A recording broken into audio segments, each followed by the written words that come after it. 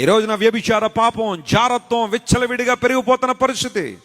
నేను చెబుతున్న మాటలు కాదు ఇది. మీ న్యూస్ పేపర్ చదవండి. 3 రోజుల క్రితం మన న్యూస్ పేపర్లో వచ్చిన వార్త ఏంటో తెలుసా?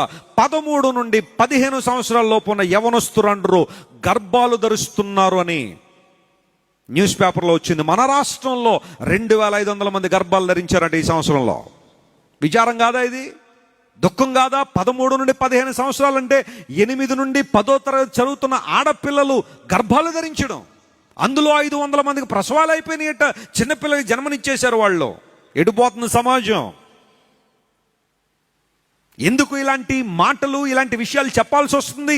ఆ చిన్నపిల్లలు 13 నుండి 15 లోపు ఉన్న వాళ్ళకే అలాంటి విషయాలు ఎలా తెలుస్తున్నాయి ఈ రోజుల్లో? ఫోన్లు వారి చేతిలోకి ఇవ్వడం ద్వారా చూడకుండా దృశ్యాలు చూడడం, అనవసరమైన విషయాలన్నీ వారిలోకి రావడం, ఇన్స్టాగ్రాముల్లో పరిచయాలు, స్నాప్చాట్లో పరిచయాలు, వాట్సాప్లో పరిచయాలు, తల్లిదండ్రులకు తెలియకుండానే స్కూల్కైనా బయటకు వెళ్ళడం, కాలేజ్కైనా బయటకు రావడం, ఎవరితోనో ఇష్టానుసారం జీవించడం, ఆ తర్వాత వచ్చి జరిగిపోయింది ఏదో జరిగిపోయింది అన్నట్టుగా నిలబడ్డం. Such sad things are happening in the world today.